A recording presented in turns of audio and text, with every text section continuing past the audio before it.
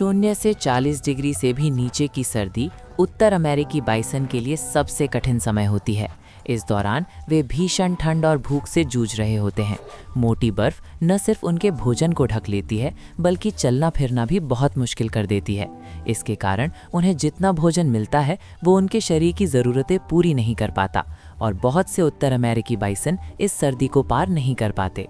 ऐसी ही स्थिति से 9 महीने का एक बछड़ा भी गुजर रहा है। इस समय वो झुंड के साथ चल पाने में भी असमर्थ हो गया है। इस बर्फीले मौसम में उसका अंजाम क्या होगा, ये आसानी से समझा जा सकता है। लेकिन येलोस्टोन नेशनल पार्क का हर इलाका बर्फ से ढका नहीं होता। यहाँ जगह जगह गर्म पानी के सोते और गीजर हैं, जिनसे निकलने वाली गर्मी इस जमे हुए संसार में एक गर्म हरित नखलिस्तान बना देती है, जिससे सर्दियों में जानवरों को कुछ राहत मिलती है।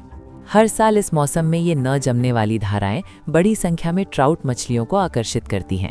एक युवा कोयोट भी पश्चिम की ओर आ गया और मौके की तलाश करने लगा। जब उसने देखा कि ऊद बिलावों को शिकार मिला है तो वो जल्दी से उनकी ओर दौड़ा, उनके शिकार को छीनने की कोशिश में।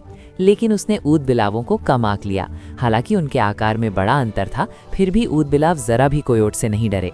आखिरकार मजबूर होकर कोयोट ने खुद पानी में उतरकर मछली पकड़ने की कोशिश की, लेकिन वो जल्द ही इस जल्दबाजी भरे फैसले पर पछताने लगा। उसके शरीर का फर पानी रोकने वाला नहीं था और बर्फ जैसा ठंडा पानी उसके लिए असहनीय था। लगता है अब उसे पेट भरने के लिए कोई और तरीका ढूंढना होगा। इसी तरह वो धारा के साथ साथ नीचे की ओर चलता गया। कुछ ही देर में उसे एक अप्रत्याशित शिकार दिखाई दिया, हंस। कड़ाके की ठंड के कारण हंस ज्यादातर समय अपना सिर पंखों में छिपाए रखते हैं, सिवाय भोजन खोजने के समय के। इससे कोयोट को शिकार का मौका मिल गया। वो सावधानी से हंस की ओर बढ़ने लगा। एक तय दूरी पर पहुंचते ही उसने तेजी से हमला कर दिया। इस बार उसकी किस्मत अच्छी थी और शिकार सफल रहा। जो भोजन वो एक बार में नहीं खा पाता, उसे वो जमा करके रखता है। यही लंबे और कठोर सर्दियों को पार करने की उसकी कुंजी है।